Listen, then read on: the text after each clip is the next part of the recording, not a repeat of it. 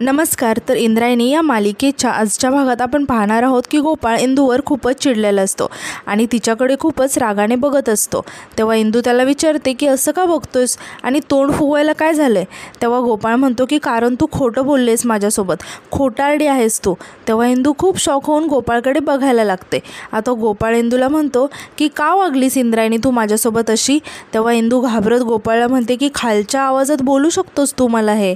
यावर गोपाळ म्हणतो की माझ्याशी खोटं बोलणाऱ्या माणसाशी मी खालच्या आवाजात बोलूच शकत नाही. अशी लपवाछपवी माझ्यापासून करताना तुला लाज नाही वाटली, का नाही सांगितलंस मला. तेव्हा इंदू घाबरत गोपाळला विचारते की कशाबद्दल बोलतोयस तू. तेव्हा गोपाळ म्हणतो की तुझ्या प्रतापाबद्दल, तू केलेल्या सहीबद्दल, तुझ्याच घरातून तुला बाहेर काढण्याच्या केलेल्या प्रयत्नाबद्दल. आणि मी जेव्हा तुला विचारलं तेव्हा तू मला काय सांगितलं की आदूच्या औषधावरून त्यांनी तमाशा केला. का खोटं वागलीस तू माझ्यासोबत. तेव्हा इंदू गोपाळला म्हणते की हे बघ गोपाळ, एवढं ओव्हर रिॲक्ट करतोयस तू तुझ्या काकूंसारखा. आणि हे बघ, तुला जेवढं वाटतं ना तेवढा मोठा मॅटर नाहीच आहे हा. तेव्हा गोपाळ म्हणतो की लपव, कर सारव. Very good. तेव्हा इंदू रागाने म्हणते की ठीक आहे, तुला सगळंच माहिती असतं ना, मग तुला हेही माहिती असेल की पुढे काय झालं. माहिती आहे का सांगू. तुझे बाबा म्हणजे व्यंकू महाराजांनी थांबवलं मोठ्या बाईंना. कायदेशीर कागदपत्र आहेत त्यांच्याकडे. आता याच्यापुढे माझ्यासोबत कुणीही असं नाही करू शकणार काही, कळलंय ना. तेव्हा गोपाळसुद्धा रागाने इंदूला म्हणतो की कळलं मला, पण तुला तुझी जमीन त्यांच्या नावावर करण्याची काय गरज होती, असं काय कारण होतं. तेव्हा इंदू म्हणते की गोपाळ, अरे जुन्या गोष्टी उकळून काढायच्या असतात का रे तुला नेहमी. किती वेळेस सांगितलं मी की मला नाती महत्त्वाची आहेत, मला तू महत्त्वाचा आहे, मला आदू महत्त्वाचा आहे, व्यंकू महाराज महत्त्वाचे आहेत. तेव्हा गोपाळ इंदूला थांबवत म्हणतो की एक मिनिट इंद्रायणी, आपण आता इथे फक्त मुद्द्याबद्दल बोलूयात. कारण माझ्यासाठी ना अधोक्षच महत्त्वाचं आहे ना तुझे ते व्यंकू महाराज. माझ्यासाठी फक्त आणि फक्त तू महत्त्वाची आहेस इंद्रायणी. तू का लपवलंस माझ्यापासून, का वागलीस तू माझ्याशी असं खोटं. यावर इंदू म्हणते की तुझ्या चष्म्यातून दिसतं तेच बरोबर का. सगळं तू नको ठरवूस. माझ्यासाठी काय महत्त्वाचं आहे हे ठरवण्याचा अधिकार मला या नात्यामध्ये आहे की नाही. अक्कल नाही आहे का मला. तेव्हा गोपाळ रागाने म्हणतो की तुला एवढी अक्कल असती ना तर असं मूर्खासारखी वागलीच नसती तू. तेव्हा इंदू म्हणते की फार बोलतोयस तू. यावर गोपाळ म्हणतो की तुझ्या काळजीपोटी बोलतोय इंदे. तेव्हा इंदू गोपाळवरती ओरडत म्हणते की हळू बोल मग. तेव्हा गोपाळ खूप शॉक होऊन इंदूकडे बघायला लागतो आणि हात जोडत म्हणतो की चूक झाली माझी, यापुढे तुला कधीच काहीच सांगायला येणार नाही, असं म्हणून गोपाळ रागातच तिथून निघून जातो. तर दुसरीकडे आपण पाहतो की प्रेमनाथ आणि मोठ्याबाई रायाला विठू पंढरपूरकडचा पत्ता विचारत असतात आणि रायासाठी त्यांनी व्हिडिओ गेम आणि चॉकलेटसुद्धा आणलेलं असतं. तेव्हा राया म्हणतो की माझ्याकडून माहिती हवी आहे म्हणून हे सगळं करताय ना, कारण आपल्याला सगळ्यांचं सगळं कळतं. तेव्हा मोठ्याबाई म्हणतात की अरे बाबा, एरवी पण लाड करते की मी तुझे. तेव्हा राया म्हणतो की लाड तर शकुंतला आजी करते आणि काम असल्याशिवाय तू कधीच लाड नाही करत. तेव्हा मोठ्याबाई खूप रागाने रायाकडे बघायला लागतात आणि त्याच्या हातातून व्हिडिओ गेम हिसकावून घेतात. आता प्रेमनाथ रायाला म्हणतो की राया, हे बघ, पहिले पत्ता सांग, नाहीतर 4 रट्टे खायला तयार राहा. तेव्हा देवराया घाबरत म्हणतो की नाही, नको, त्यापेक्षा व्हिडिओ गेम आणि चॉकलेट ओके. तेव्हा प्रेमनाथ म्हणतो की ओके आहे ना, तुला हे सगळं मिळणार, पण पहिलं विठू पंढरपूरकरचा पत्ता सांग. तेव्हा राया म्हणतो की सांगणार असं म्हणून तो मोठ्याबाईंच्या हातातील व्हिडिओ गेम आणि चॉकलेट हिसकावून घेतो आणि प्रेमनाथला सांगायला लागतो की तुम्ही एक काम करा, तुम्ही डायरेक्ट घाटावर जा आणि तिथे गेल्यावर मम्मीच्या मोबाईलवर फोन करा, असं म्हणून राया तिथून जायला लागतो. तेव्हा प्रेमनाथ त्याला पकडतो आणि म्हणतो की तू कुठे चाललाय, तूही माझ्यासोबत चल. तेव्हा राया म्हणतो की अहो मला अभ्यास आहे, असं म्हणून तो प्रेमनाथच्या हातातून सटकून तिथून निघून जातो. आता मोठ्याबाई मात्र खूपच चिडलेल्या असतात आणि त्या रागाने प्रेमनाथकडे बघायला लागतात आणि प्रेमनाथला म्हणतात की जावई बापू, आता एक काम करा, घाटावर जा आणि तिथून करा फोन. इथं मला खूप कामं आहेत, एकतर ते गुरुजी येणार आहेत अधोक्षजची पत्रिका जुळवायला, तुम्ही जा, निघा. तेव्हा प्रेमनाथ म्हणतो की हो जातो आणि तो तिथून निघून जातो. तर दुसरीकडे आपण पाहतो की इंदू विठुरायाच्या मंदिरात आलेली असते आणि विठुरायासमोर उभी असते आणि ती खूपच नाराज नाराज असते आणि विठुरायाकडे बघत म्हणते की आवाज चढवला की सगळं मुसळ केरात, मती गुंग होते माझी. त्या गोपाळच्याच बाबतीत काय होतं माझं काय माहिती. शांतपणे पण बोलू शकले असते ना मी, पण नाही, भांडले त्याच्याशी.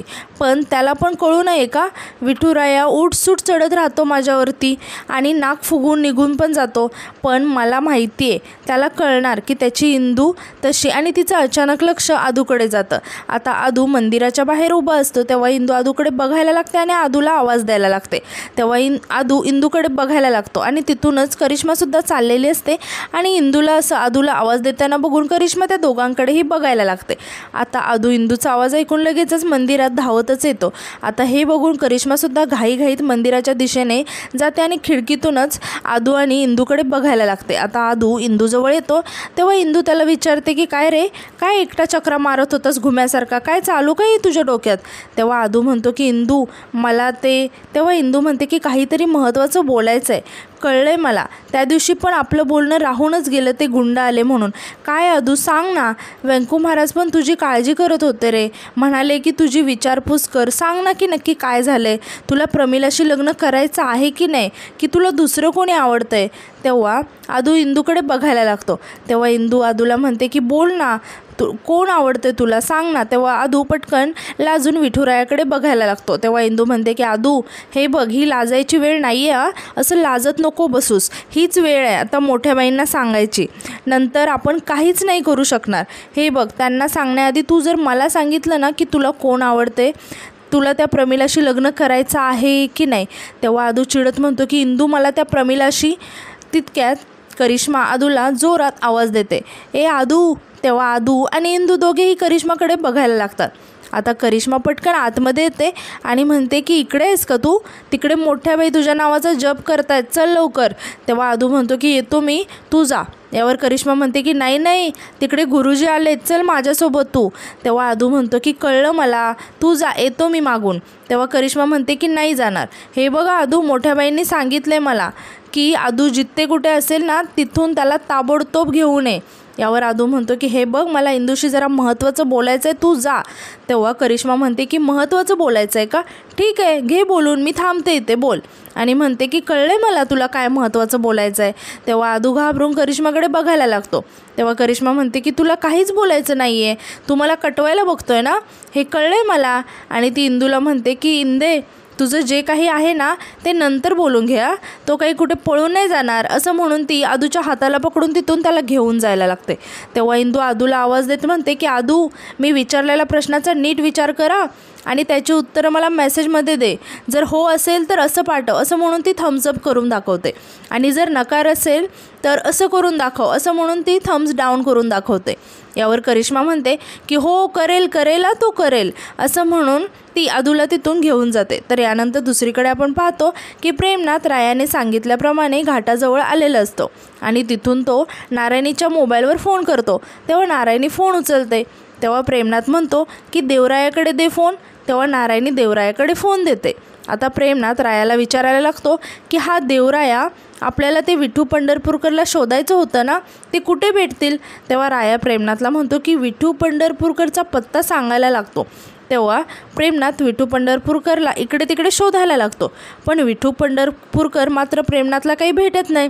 शेवटी प्रेमनाथ थकून एका बाकावर बसतो आणि रायाला म्हणतो की देवराया, अरे खूप फिरवलं.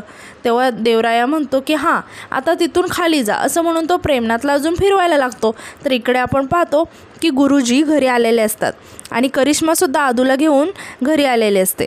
आता मोठ्या बाई आदूला बघतात आणि आदूला गुरुजींसमोर घेऊन येतात आणि गुरुजींना ओळख करून देत म्हणतात की गुरुजी, हा माझा एकुलता एक मुलगा अधोक्षज. तेव्हा आदू गुरुजींना नमस्कार करतो. आता गुरुजी म्हणतात की मुलीची पत्रिका आणली आहे ना. तेव्हा मोठ्या बाई म्हणतात की गुरुजी, सगळ्या तयारीनिशीच आली आहे मी, हे घ्या, असं म्हणून ती गुरुजींना आदू आणि प्रमिला दोघांच्याही पत्रिका दाखवतात आणि म्हणतात की चांगल्यातला चांगला मुहूर्त काढा.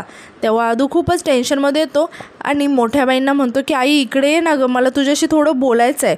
तेव्हा मोठ्या बाई आदूला म्हणतात की अधोक्षज, आता तू पण इथेच आहेस आणि मी पण इथेच आहे की नाही? आई कुठे जाते का? नाही ना? पण गुरुजी जातील ना, आणि ते गेले ना की काम अर्धवट राहून जाईल. तेव्हा आदू मनातच म्हणतो की माझं लग्न आहे ना, मला विचार ना की कुणाशी करायचं आहे ते, ठरवून काय मोकळी होतेस? आता मोठ्या बाई गुरुजींना सांगतात की गुरुजी, आमच्या अधोक्षजला प्रमिला खूप आवडते बरं का, हे डोक्यात ठेवून ठरवा आणि चांगला मुहूर्त काढा. इतक्यात आदूला कोणाचा तरी फोन येतो. आता फोनवरती आदू खूपच चिडतो. हे बघून सर्वच जण आदूकडे आश्चर्याने बघायला लागतात. तेव्हा मोठ्या बाई आदूला म्हणतात की झाली चिडचिड करून, हे बघ दुकानाचं काम इम्रान करेल, तू आता इथं महत्त्वाचं काम आहे ना तिकडे लक्ष दे. आणि त्या गुरुजींना पत्रिका बघायला सांगतात. आता गुरुजी अधोक्षज आणि प्रमिलाची पत्रिका बघायला लागतात. आता आदू म्हणतो की आई, मी माझ्या खोलीत चाललोय, असं म्हणून तो तिथून निघून जातो. तेव्हा मोठ्या बाई गुरुजींना म्हणतात की लाजला हो, तुम्ही बघा पत्रिका. आता आदू रागाच्या भरात तिथेच त्याचा फोन विसरून गेलेला असतो. आता करिश्माचं लक्ष अचानक त्या फोनकडे जातं. तेव्हा करिश्मा हळूहळू त्या फोनच्या दिशेने येते आणि हळूच आदूचा फोन उचलून घेते आणि आदूच्या फोनवरून इंदूला मेसेज करते आणि मेसेजमध्ये थम्सअप पाठवते आणि फोन तिथेच ठेवून देते. तर दुसरीकडे आपण पाहतो की इंदूला इकडे आदूचा मेसेज आलेला बघून इंदू मेसेज बघायला लागते आणि मेसेज बघून इंदू खूपच शॉक होते आणि म्हणते की आदूनं तर ओके पाठवले, म्हणजे आदूला प्रमिला पसंत आहे, लग्नाला रेडी आहे आदू. आणि ती खूप खुश होते आणि म्हणते की विठुराया पावलास रे बाबा, किती घोर लागला होता वेंकू महाराजांना, लवकरात लवकर त्यांना सांगितलं पाहिजे. आणि हसत म्हणते की आता काहीच टेन्शन नाही आहे, आता फक्त मज्जा करायची आहे, कारण लग्न आहे आपल्या आदूचं, असं म्हणून ती आनंदाने नाचायला लागते. तर दुसरीकडे आपण पाहतो की प्रेमनाथ खूपच थकलेला असतो आणि रायाने प्रेमनाथला खूपच फिरवलेलं असतं. आता प्रेमनाथ म्हणतो की देवराया, एवढा अंत नको रे पाऊस. तेव्हा राया म्हणतो की तुम्हाला विठू पंढरपूरकर पाहिजे ना? तेव्हा प्रेमनाथ म्हणतो की हो पाहिजे ना. तेव्हा राया म्हणतो की हां, मग समोर पायऱ्या दिसत आहेत का, त्यांच्यावरती चढा बरं. तेव्हा प्रेमनाथ त्या पायऱ्यांवरती चढतो. आता राया म्हणतो की आता थोडंसं खाली उतरा. तेव्हा प्रेमनाथ परत पायऱ्यांवरून खाली उतरतो आणि तो खूपच थकलेला असतो आणि म्हणतो की हां उतरलो. तेव्हा राया म्हणतो की आता तिथून राईट घेऊन पुढे सरळ जा. तेव्हा प्रेमनाथ म्हणतो की अरे देवराया, इथून राईट घेतला आणि सरळ जर गेलो ना तर आपल्या मंदिराजवळ पोहोचेल. तेव्हा राया म्हणतो की बरोबर तिथेच तर आहे विठुराया पंढरपूरकर. तेव्हा प्रेमनाथ वैतागत म्हणतो की अरे देवराया, त्या विठुरायाबद्दल नाही बोलत आहे मी. तेव्हा राया म्हणतो की हो, विठुराया तर एकच आहे. आता प्रेमनाथ रायावर खूपच चिडतो आणि म्हणतो की राया, तू माझे पाय जाम केलेस हा, आज ना तुला नाही कोंबडा बनवला ना तर नावाचं विंजे सरकार नाही. तर दुसरीकडे आपण पाहतो की मोठ्या बाई आदूला परत घेऊन येतात आणि गुरुजींसमोर बसवतात. आता नारायणी आणि शकुंतलासुद्धा तिथे येतात. आता मोठ्या बाई गुरुजींना म्हणतात की गुरुजी, चांगलं मन लावून मुहूर्त शोधा, एकुलता एक मुलगा आहे माझा. आता तितक्या तिथे इंदूसुद्धा येते आणि तीसुद्धा खुश होऊन हे सगळं बघायला लागते. आता मोठ्या बाई गुरुजींना म्हणतात की तुम्ही एक काम करा, तुम्ही 3.5 मुहूर्तांपैकी एक बघा. तेव्हा सर्वजण मोठ्या बाईंकडे आश्चर्याने बघायला लागतात. आता शकुंतला मोठ्या बाईंना सांगते की मोठ्या बाई, 3.5 मुहूर्त म्हणजे दसरा, पाडवा, दिवाळी, अक्षय तृतीया, म्हणजे एवढ्या लांबचा मुहूर्त काढायचं आहे का तुम्हाला? तेव्हा मोठ्या बाई खूप टेन्शनमध्ये येतात आणि म्हणतात की नाही, मी असं म्हणलं का, तेवढं कळतं मला. आणि त्या गुरुजींना विचारतात की मी असं म्हटलं का की 3.5 मुहूर्तांपैकी काढा म्हणून? काढू नका असं म्हणाले ना मी, काढा पटकन मुहूर्त आणि जवळचा काढा. तेव्हा गुरुजी म्हणतात की बरं, आणि ते सांगायला लागतात की या महिन्याच्या 8 तारखेला अगदी उत्तम मुहूर्त आहे बघा, मंगल कार्य करायला काही हरकत नाही. तेव्हा मोठ्याबाई खूप खुश होतात आणि म्हणतात की काय सांगताय, म्हणजे येत्या महिन्याच्या 8 तारखेला अधोक्षज आणि प्रमिलाचं लग्न ठरलं? तेव्हा सगळेजण खूपच खुश होतात, मात्र आदू खूपच टेन्शनमध्ये आलेला असतो. आता मोठ्याबाई नारायणीला पेड्याचा बॉक्स आणायला सांगतात. तेव्हा नारायणी आतमध्ये जाऊन पेड्याचा बॉक्स घेऊन येते. आता मोठ्याबाईंचं लक्ष अचानक इंदूकडे जातं. तेव्हा मोठ्याबाई काहीतरी विचार करतात आणि इंदूकडे बघायला लागतात आणि इंदूला म्हणतात की इंद्रायणी इकडे ये. तेव्हा इंदू मोठ्याबाईंजवळ येते आणि मोठ्याबाईंकडे बघायला लागते. तेव्हा मोठ्याबाई इंदूला म्हणतात की तुला पण पेढा देते आ. तेव्हा इंदू खुश होऊन हात पुढे करते. तेव्हा मोठ्याबाई इंदूला पेढा देतात आणि इंदूला म्हणतात की मनात चांगले विचार असू देत. आता हे सगळं आदूला अजिबात आवडलेलं नसतं आणि तो इंदू आणि मोठ्या बाईंकडे खूपच टेन्शनमध्ये येऊन बघत असतो. आता मोठ्या बाई इंदूला म्हणतात की तुझी नजर नको लागायला लग्नात. तेव्हा इंदूला खूपच वाईट वाटतं आणि ती खाली मान घालून उभी राहते. आता मोठ्या बाई आदूला म्हणतात की आदोक्षज हे घे, तू सुद्धा पेढा घे आणि गुरुजींना नमस्कार कर. तेव्हा आदू नाईलाजाने गुरुजींना नमस्कार करतो. आता मोठ्या बाई आदूला पेढा भरवायला लागतात. तेव्हा इंदूकडे आदू बघायला लागतो. तेव्हा इंदू खूपच खुश होऊन आदूकडे बघत असते आणि आदूला बेस्ट लक देते. तेव्हा आदू खूपच टेन्शनमध्ये येतो आणि मनातल्या मनातच म्हणतो की ही मला बेस्ट लक का देते. आता करिश्मासुद्धा हे सगळं बघत असते आणि ती हसायला लागते आणि मनातल्या मनातच म्हणते की एक थम्सअप करून दोघांचा खेळच डाऊन करून टाकला आहे. आता इंदू खूपच खुश होऊन आदूकडे बघत असते. तर इंदूला असं हसताना बघून आदू खूपच टेन्शनमध्ये आलेला असतो आणि तो थोडासा विचारात पडतो. आणि आजचा भाग इथेच संपतो. धन्यवाद.